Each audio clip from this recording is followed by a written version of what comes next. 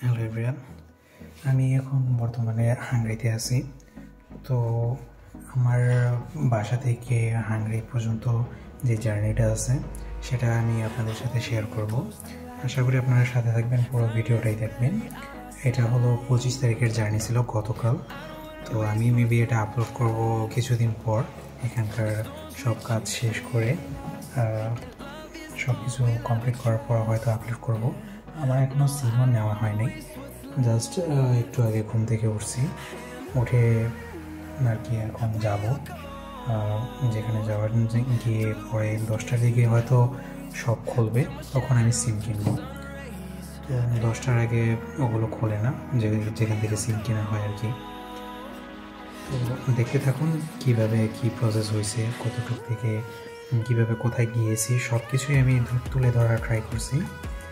আর অবশ্যই আমাকে সাপোর্ট করবেন যেন আরও ভিডিও আমি ইন দ্য ফিউচার ছাড়তে পারি আপনাদের সুবিধার জন্য। আমি সিম কিনতে গেলেও সেখানে আমি একটা ভিডিও করব, কীভাবে সিম কিনেন, কীভাবে কোনটার কত প্রাইস, সব কিছুই আমি প্রোভাইড করব। যে আমাদের গাড়ি এসে পড়ছে, এখন বাজে রাত প্রায় 3:30। এখন আমরা এয়ারপোর্টের জন্য রওনা দিয়ে দেবো।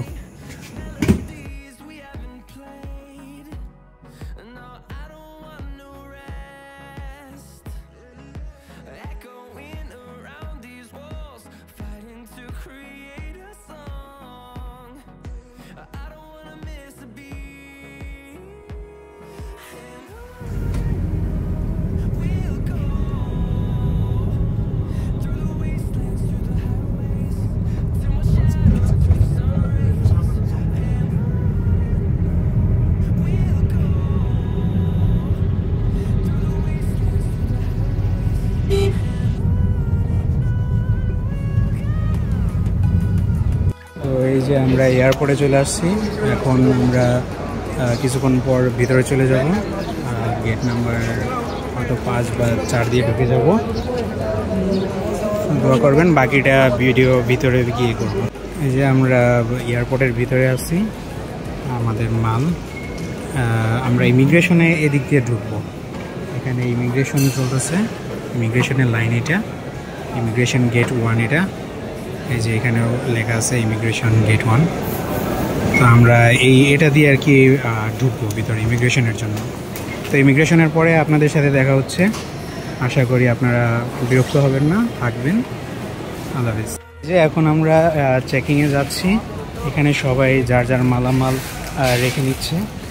তো আপনারা এইভাবে মালামাল রেখে নিয়ে এই যে এদিকে আপনার লাইন ধরবেন, সিরিয়াল ধরলে সেখানে থেকে আপনারা চেকিং করে নেবেন। চেকিংয়ের পরে আমরা চলে যাব ইমিগ্রেশনে, ঠিক আছে? তো চেকিং করার পর আপনাদের সাথে দেখা হচ্ছে। আমরা চেকিংয়ে দাঁড়িয়ে আছি, আর এই যে বাংলাদেশের সর্বশেষ সূর্যোদয় এখানে দেখা যাচ্ছে। এরপরে কবে বাংলাদেশে দেখা হয় জানা নেই, সবাই দোয়া করবেন। জার্নি আমাদের এখান থেকেই শুরু হয়ে গেল। তো বাকিটা চেকিংয়ের পর ইমিগ্রেশনের পর আপনাদের সাথে যোগ হব। Till now, thanks watching. যে আমাদের টিকিট চলে আসছে, এখন আমরা সোজা ইমিগ্রেশনে চলে যাব। ইমিগ্রেশনের সিরিয়াল হলো এটা, ইমিগ্রেশন সেন্টার, ইমিগ্রেশন 1। এটাতে আমরা চলে যাব। এটাতে যাওয়ার পর আমাদের ইমিগ্রেশনের পর আশা করি আর কোনো ঝামেলা থাকবে না। তো ইমিগ্রেশনের পর আপনাদের সাথে আবার দেখা হচ্ছে। এটা হলো ইমিগ্রেশনে, আমরা টিকিটের জন্য ইমিগ্রেশনের জন্য দাঁড়িয়ে আছি। এভাবে আপনারা লাইনে দাঁড়ায় যাবেন ইমিগ্রেশনের জন্য। যে আমরা এখন আমাদের প্লেনের উদ্দেশ্যে রওনা দিছি। এই যে এটা হলো এয়ারপোর্ট, আর এই যে প্লেন। না না, এটা না, এটা না, এটা 7। আমরা কেবিনের জন্য দাঁড়ায় গেছি। এই যে এখানে এটা হলো আমাদের ফ্লাই দুবাইয়ের প্লেন, এটা দিয়ে আমরা যাব। এই যে ওইদিকে যাচ্ছে এগুলো। তো আমরা চলে আসছি, আমাদের প্লেনও চলে আসছে, তার দ্রুত যেতে বলছে। এই যে এটা হলো আমাদের প্লেন, এখানে এটা দিয়ে আমরা যাব ফ্লাই দুবাইয়ের। তো বাকিটুকু আমরা প্লেনে গিয়ে আপনাদের সাথে কথা বলব।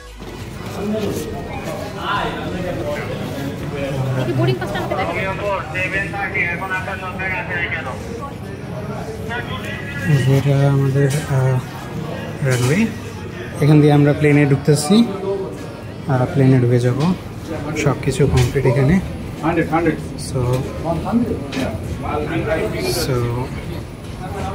এই যে আমরা যাচ্ছি এখানে বড়, এটা হলো এয়ারবাস, এটাকে এয়ারবাসই বলে, দোতলা না একতলাই। আমাদেরটাও ওরকমই উইং দেখা যাচ্ছে এখানে। তো এখানে আসার পর আপনারা মনে পুরোপুরি ঠান্ডা মাথায় থাকতে পারবেন, আর কোনো ঝামেলা থাকবে না এখানে। জাস্ট আপনারা সিরিয়ালে যাবেন, গিয়ে আপনাদের নিজস্ব সিটে বসে পড়বেন। তো এখানে একটু চেক করবে, হয়তো আপনার বোর্ডিং পাসটা চেক করতে পারে, দেখতে পারে। এই যে এটা হলো আমাদের প্লেন, ফ্লাই দুবাইয়ের। আমি আবার বলছি এটা ফ্লাই দুবাইয়ের প্লেন, ঠিক আছে। ওইটা হলো বিমান, যেটা বাংলাদেশি, সম্ভবত বাংলাদেশের বিমান ওটা।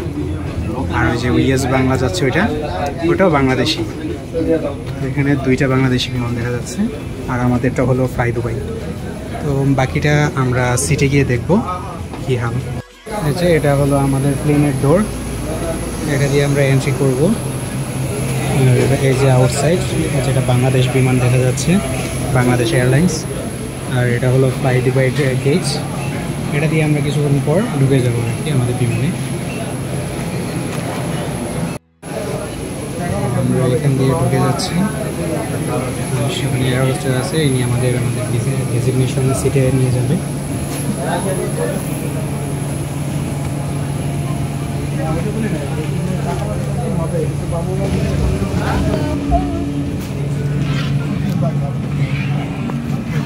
এটা হলো ইনডোর বিমানের ভিতরে। তো দেখছি আমাদের সিট কোথায় পড়ে। This is my seat and I got the window seat. I asked for window seat on the check-in desk. So this is the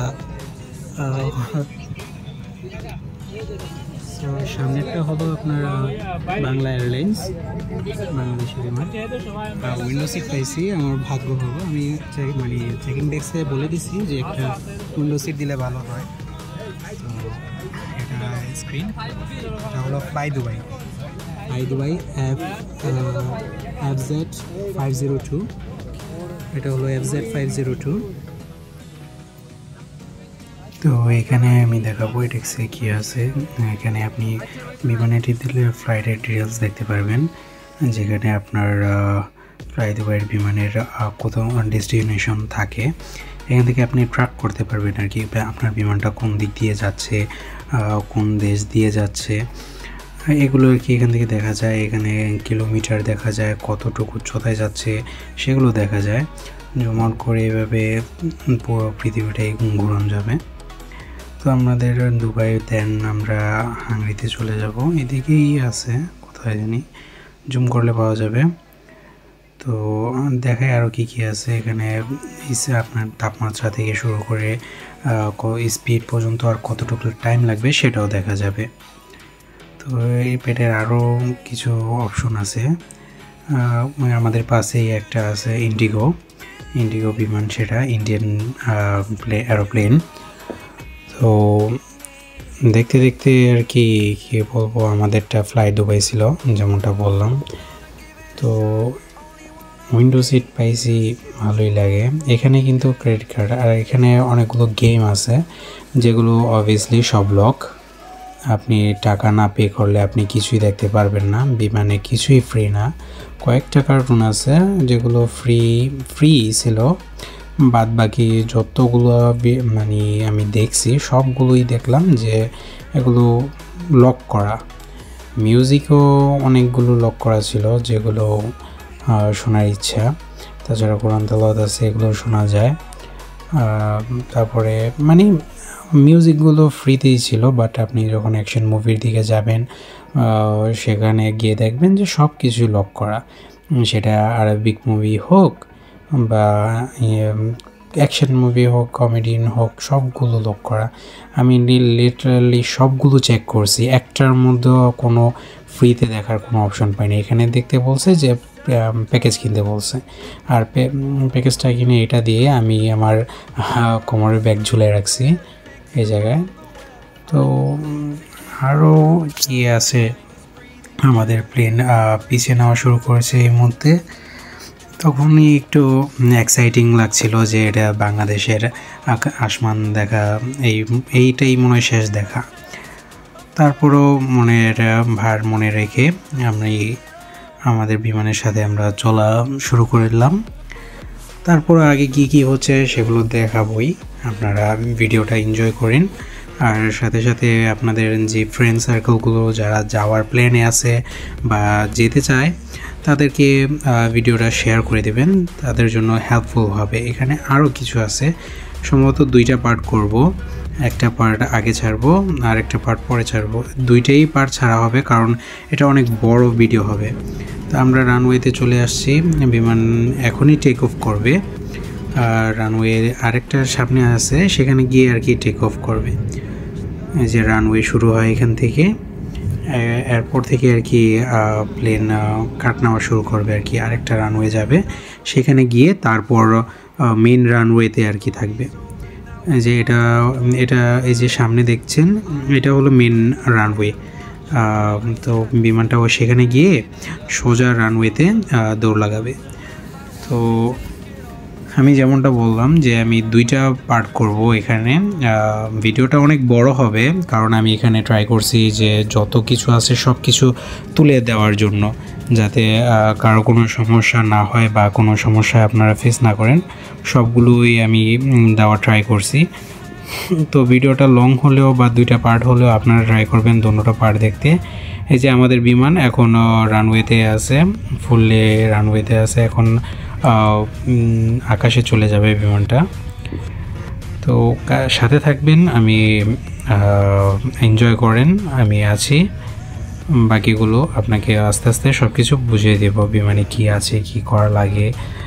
প্লেনটা অনেক স্পিডে যাচ্ছে, স্পিড লিমিটও কিন্তু দেখা যায়। তো দেখে নেন কি দ্রুত যাচ্ছে এটা।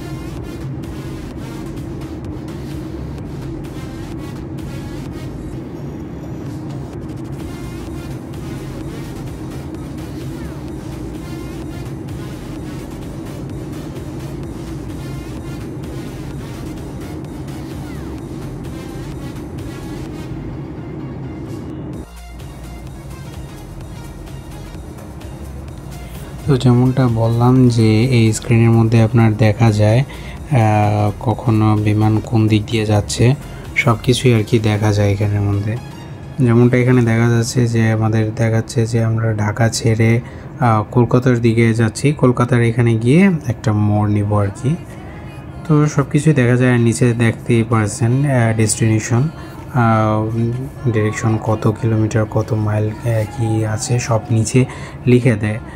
যেমন আমাদের এখানে বলছে যে ডিউরেশন আপনার 4 ঘন্টা 30 মিনিট লাগবে আমাদের ঢাকা টু দুবাই যেতে আর কি। এটা কিন্তু শুধু ঢাকা থেকে দুবাই যাওয়ার টাইম। তো এটা এয়ারলাইন্সের টাইম আর কি, যে এখানে লেখা থাকে যে কতটা বাজে।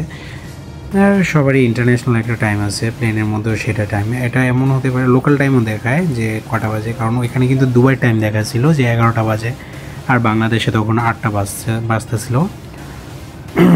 তো ওইখানে এটা হলো কখন পৌঁছাবো, তো এখানে আমরা পৌঁছাবো 6টা 37-এ, তো সেটাও দেখাইছে। আর কতটুকু উচ্চতায় আমরা আছি সেটাও দেখানো যাচ্ছে। এখানে 6644 মিটার আমরা উচ্চতায় ছিলাম। এটা কিন্তু এখনও প্লেন উপরে যাচ্ছিল। ভিউটা দেখলে দেখা যায় যে একদম ছোট ছোট গড় দেখা যায়। এগুলো কিন্তু আসলে একটা গ্রাম, বড় সড়ো একটা গ্রামের মতোই। প্লেনের উপরে 6000 মিটার উপর থেকে সব কিছু ছোটোই লাগে, ভালোই লাগছিল। আসমানগুলো অনেক সুন্দর লাগছিল, সব কিছুই ওভারঅল ভালো এক্সপিরিয়েন্স গেছে আমার, কোনো দিক থেকে ইয়েও হয়নি। তো মাঝে মধ্যে দেখা যায় যে বিমানটা একটু কাঁপলে ভয় সবারই স্বাভাবিক লাগতে পারে। এত বড় একটা বিমান আকাশের মধ্যে 10,000 মিটারের উপরে, আমাদের বিমানটা কিন্তু 10,000 মিটারের উপরে গেছে। তো 10,000 মিটার উপরে বিমানটা ছিল, এমনি সেটা চিন্তা করলেই ভয় লাগে। তো ভয়ের কিছু নাই, আলহামদুলিল্লাহ সব কিছু ঠিকই আছে, ঠিকঠাকই যাব ইনশাল্লাহ।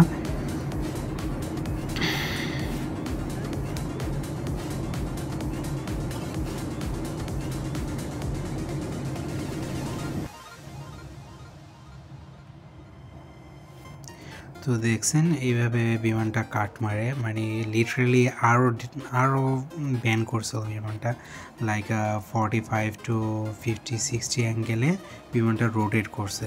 তখন তো আমি ভাবছি যে আল্লাহ কী হলো, কিছু আছে কি না, মানে এরকমভাবে একটা কাট মারছে যে বলার বাইরে। আর এখানে দেখেন তাপমাত্রা কত দেখাচ্ছে, -21 ডিগ্রি। আমরা এতই উচ্চতা, এত উপরে ছিলাম যে এখানে টেম্পারেচার মানে একদম মাইনাসে চলে যায়, -21-20 এরকম থাকে। তো আমরা কিন্তু এখনও কলকাতার উপরেই আছি, বাংলাদেশ বর্ডার পার করে কলকাতা মাত্র প্রবেশ করছিলাম যখন এই ভিডিওটা আমি করছি। তো এখানে নিচে আপনি দেখতে পারবেন যে কত টাইম, কি লেনদেন, আর কোথায় আছেন, আর সব কিছুই এখানে দেখা যায়। তো এয়ারলাইন্স থেকে এখন আমাদের খাবার দিয়ে গেছে। এখানে পানির বোতল ছিল, যেটা 100 মিলির মতো বোতল ছিল, এটাই কিছু হয় না, আমি আবার আনাইছি। পানি নিতে পারবেন যতবার ইচ্ছা। তো সাথে আমাদের এটা চিকেন আছে, চিকেন অ্যান্ড বিফ ছিল, আমি চিকেন নিয়েছি। তারপর এটা খুলতে একটু কষ্ট হচ্ছিল, এক হাতে ফোন আর এক হাতে খোলা, তাও আবার বাম হাতে।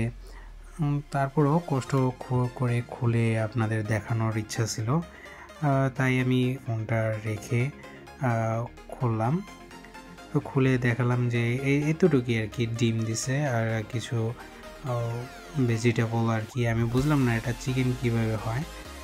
এখানে পেঁয়াজ দেওয়া আর কিছু আলু, নাকি আসলে ডিম চিকেন ছিল শিওর না। তো দেখি ডিমের ভিতরে চিকেন দেওয়া কিনা। ডিমের ভিতরেও আমি চেক করে দেখলাম কোনো চিকেন টিকেন ছিল না। মেবি ওই পিসগুলোই হয়তো চিকেন হবে, যেগুলো হয়তো চিকেন হবে, কিন্তু খেয়ে মনে হয় নাই চিকেন। আমি ট্রাই করছি, খেয়ে দেখলাম যে আলু কিছুটা পটেটোর মতোই লাগছে। তো বুঝলাম না যে ওরা কি নন ভেজ ভেবে দিয়ে দিল নাকি, প্যাকেটের গায়ে তো চিকেনই লেখা ছিল। তারপরও খাইলাম, দেখি।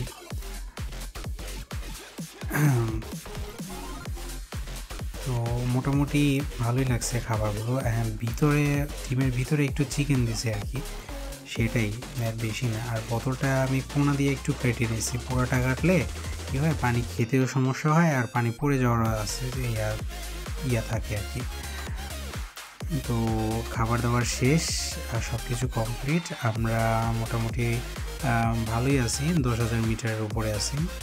আর প্লেনটা এখনও আপনার ইন্ডিয়া বা অর্ধেকও যায়নি, মেবি পাঞ্জাব বা গুজরাটের দিকে আছে আর কি। তো আমি তো জাস্ট দেখি কিছুক্ষণ পরপর যে কতক্ষণ হয়েছে, কারণ প্লেনটা এত দ্রুত যাচ্ছিল, বাংলাদেশ কখন পার করে ফেলছি সেটা বুঝতেও পারিনি। তো ইন্ডিয়াতে এখন আছি, ইন্ডিয়াতে চলে আসছি আমরা। তো দেখি ইন্ডিয়া পার করতে কতক্ষণ লাগে। ডেস্টিনেশনও মোটামুটি ভালোই দূর আছে, এখনও মাত্র জার্নি শুরু আর কি। তাই বলতে বলতে 10,000 মিটার উপরে দেখেন আপনার আকাশটা। এখানে প্রচুর সুন্দর সুন্দর দৃশ্য আছিল, যা সব ক্যাপচার করতে পারিনি, যতটুকু করছি আর কি আপনাদের জন্য। তো আমি আবার আমাদের টি দিছে ট্রিবে, আমি ছিঁড়ে সব কিছু মিক্স করে ফেলছি, ভিডিও করতে ভুলে গেছিলাম।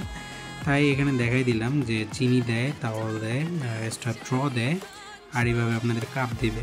তো কাপের মধ্যে আপনারা চিনি দুধ মিলিয়ে মিক্স করে আপনারা খেয়ে নেবেন। আমরা এখনও ইন্ডিয়াতেই আছি, ইন্ডিয়ার মাঝখানে। তো আপনার প্রথমবার কফি ফ্রি মানে এভাবে এসে দিয়ে যাবে, পরবর্তীতে কফি লাগলে আপনারা আবার নেবেন। এখানে দেখেন দেখা যাচ্ছে সব কিছু। তো এটা হলো বাথরুম টিস্যুগুলো এখানে আছে, 2 প্রকারের টিস্যু। একটা হলো আপনার টয়লেটের জন্য, আর একটা হলো হ্যান্ড ওয়াশের জন্য, হ্যান্ড ওয়াশের পরে ইউজ করার জন্য। তো এটা হলো বেবি ডাইপার চেঞ্জ করার জন্য, অনেকের বেবি থাকে, তো এখানে এসে সময় চেঞ্জ করতে পারে, আর এইভাবে লাগিয়ে দেবেন। তো এটা হলো টয়লেট, আর ওইটা হলো ফ্লাশ, যেটা হলুদ বাতি চলবে। তো এখান থেকে করে টিস্যু ইউজ করে এখানে ফেলবেন। অনেকে কী করে এখানে না ফেলে টয়লেটে ফেলে দেয়, টয়লেটে ফেলে ফ্লাশ করে দেয়, সেটা করবেন না। সব কিছুর আছে, এদিকে দিলে আপনার ঠান্ডা পানি বের হবে, আর এখানে দিলে গরম পানি। জাদা দিয়ে টিপ দিয়ে ধরে রাখলে পানি পড়তে থাকবে, অফ করা লাগবে না, অটোমেটিকলি অফ হয়ে যায়। এটা অটো, কিছুক্ষণ পরে এই যে দেখছেন অফ হয়ে গেছে। তো এইভাবেই আপনারা টয়লেট ইউজ করবেন। তো আমরা দুবাইতে চলে আসছি, এটা দুবাই ল্যান্ড করার আগের মুহূর্ত। তো ওইদিকে বড় বড় দেখে আমি খালি খুঁজছিলাম যে বুর্জ খলিফা কোথায় গেল, সেটা দেখতে চাচ্ছিলাম। তারপরও ল্যান্ড করে আমি দেখছি অনেক বড়ই, প্লেনের উপর থেকে দেখা গেছিলো। আমি সেটাকে শ্যুট করতে ভুলে গেছিলাম, ফোনে চার্জ কম ছিল তো তাই। তো ল্যান্ডিংও আলহামদুলিল্লাহ স্মুথলি হয়েছে, অত কোনো টার্মোয়েল ছিল না, সুন্দর মতো খুব সুন্দর ল্যান্ডিং করা হয়েছে। তো ল্যান্ডিং করার পর ভালোই লাগছে, ভাবছিলাম যে অনেক দুবাই আসছি, অনেক ভালো লাগবে, আরাম লাগবে। তারপরে দেখেন আস্তে আস্তে বাকিটুকু।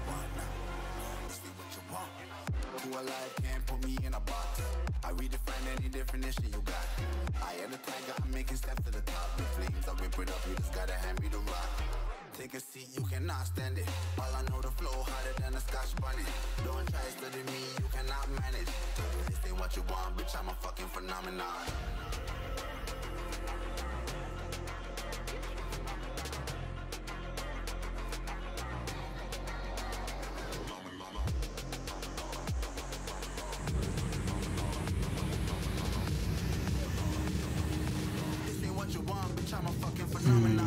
এই যে আমরা এখানে চলে আসছি, এখানে বিমান থামায় অলরেডি ফ্লাই দুবাইয়ের একটা চলে আসছে। তো এখানে আমাদের নামানো হবে, আমাদের জন্য বাস আসবে, বাস দিয়ে আমাদের টার্মিনাল নিয়ে যাবে। এই যে এটা দেখছেন, এটা দিয়ে আর কি বিমানের দরজায় রাখা হবে যাতে আমরা নামবো। তো ভাই সাহেব এখানে নেমে যা একটা গরমের বাড়ি খাইছিলাম নাকি, মানে দাঁড়ানো যাচ্ছিল না, এতটা গরম ছিল এখানে। জানি না ওরা কাজ করে কিভাবে, দুবাইতে প্রচুর গরম, অনেক গরম ছিল এখানে। আমি জাস্ট তাড়াহুড়ো করে ভিতরে চলে যাচ্ছিলাম, কে আসে না কে গেছে আমি এগুলো। তো আমরা আবার এই বাসে উঠতেছি, টার্মিনাল 3-তে যাবো এই বাস দিয়ে। সো টার্মিনাল 3-তে গিয়ে আপনাদের সাথে দেখা হচ্ছে। এই যে আমাদের ফাহিম ভাই, এনার সাথে আমি আসছি। তো আমরা টার্মিনাল 3-তে চলে আসছি এখন। এটা হলো টার্মিনাল 3। এখন আমরা কানেক্টিং ডিস্কে চলে যাব।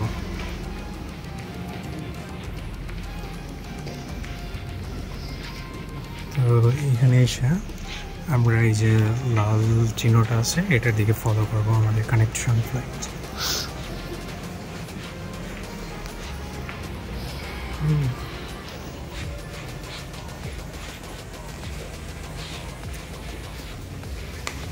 এখানে আবার আমাদের চেকিং হবে ইমিগ্রেশনের মতো। সো চেকিংয়ের পরে আপনাদের সাথে দেখা হচ্ছে। তো চেকিংয়ের পরে আমরা কিছুক্ষণ খাবারের বিরতি নিয়েছি, দৃশ্যটা দেখেন। আর এখানে পার্ট 1, এরপর পার্ট 2 এ যাব। তো দেখতে থাকুন, সাপোর্টে থাকুন। আল্লাহ হাফেজ।